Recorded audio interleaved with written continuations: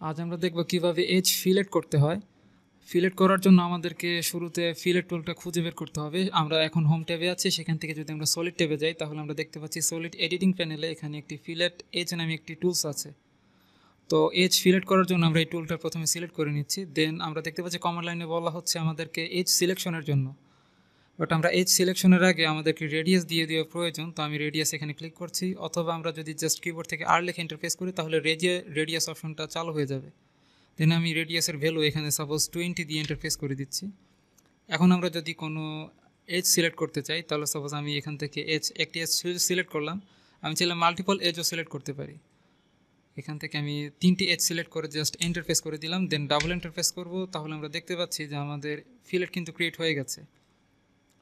আমরা শুধু এজের মাধ্যমেই না, আমরা লুপ সিলেক্ট করেও কিন্তু এখান থেকে ফিলেট ক্রিয়েট করতে পারি। লুপ বলতে যেটি মিন করছি সেটা হচ্ছে কতগুলো এজ একসঙ্গে কানেক্ট হয়ে যদি একটি ক্লোজ পাথ তৈরি করে, এজের একটি ক্লোজ পাথ, সেটাকে আমরা লুপ বলছি।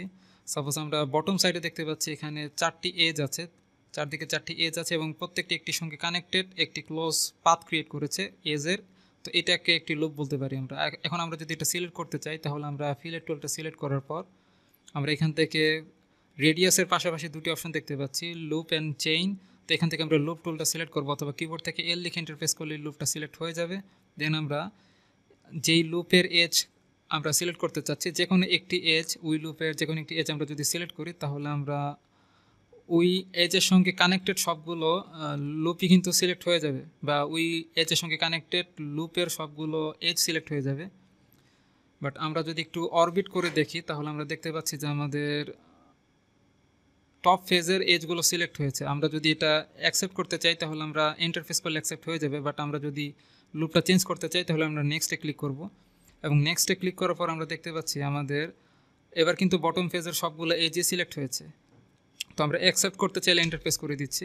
দেন আমরা ওভারভিউ দেখতে পাচ্ছি। এখন আমরা ডাবল ইন্টারফেস করলে আমরা দেখতে পাচ্ছি ফিলেট ক্রিয়েট হয়ে গেছে। আমরা যদি একটু জুম করি দেখতে পাচ্ছি চারপাশে আমাদের ফিলেট কিন্তু ক্রিয়েট হয়ে গেছে। নেক্সট আরও একটি অপশন আমাদের দেখা প্রয়োজন আছে, সেটি হচ্ছে আমরা যদি সার্কুলার পাথ, উপরে যে পাথগুলো দেখতে পাচ্ছি কিছু সার্কুলার এজ আমরা ফিলেট করতে চাই, তাহলে আমরা এখান থেকে ফিলেট টুলটা সিলেক্ট করে জাস্ট আমরা উপরের এই এজটা সিলেক্ট করে ডাবল ইন্টারফেস করছি, আমার ফিলেট ক্রিয়েট হয়ে গেল। দেন আমি যদি যেখানে আমার নিচের দিকে বটম ফেজে যেই সার্কুলার পাথটা আছে বা এজটা আছে, এটা যদি আমরা ফিলেট করতে চাই তাহলে আমরা যা করতে পারি, আমরা আরেকবার এই ফিলেট এজ টুলটা সিলেক্ট করে আমরা এদিক থেকে আরেকটি এজ সিলেক্ট করছি, দেন আমরা ইন্টারফেস করছি। ডাবল ইন্টারফেস করলে দেখতে পাচ্ছি এখানেও ফিলেট ক্রিয়েট হয়ে গেল, বাট আমরা চাচ্ছি যে এই ফিলেটটা ভিতর দিকে না হয়ে বাইরের দিকে থাকুক। তো এমনটি করার জন্য আমরা যে কাজটি করতে হবে, আমাদেরকে আগে এটা ইউনিয়ন করে নিতে হবে, বা এটি আসলে দুটি সিঙ্গেল অবজেক্ট, দুটি আলাদা আলাদা অবজেক্ট। তো আমাদের এটাকে ইউনিয়ন করে একটি সিঙ্গেল অবজেক্টের কনভার্ট করে নিতে হবে। তো সেই উদ্দেশ্যে আমি আগে কন্ট্রোল জেড দিয়ে আমার যে ফিলেটটা ক্রিয়েট করেছিলাম সেটাকে পূর্বের অবস্থায় নিয়ে যাচ্ছি, আনফিলেট করে দিচ্ছি। দেন আমি যদি এই দুইটি অবজেক্ট সিলেক্ট করে জাস্ট ইউনিয়ন করে নিই, আমরা হোম ট্যাব থেকে এখানে যে ইউনিয়ন টুলসটি আছে এটা সিলেক্ট করে দিচ্ছি, তাহলে আমরা দেখতে পাচ্ছি আমাদেরকে অবজেক্ট সিলেক্ট করতে বলা হচ্ছে, ইন্টারফেস করে দিলাম। এখন দেখতে পাচ্ছি দুইটি অবজেক্ট একটি অবজেক্টে কনভার্ট হয়ে গেছে। এখন যদি আমরা ফিলেট টুলটা সিলেক্ট করে এটাকে এই এজটা সিলেক্ট করে নিই,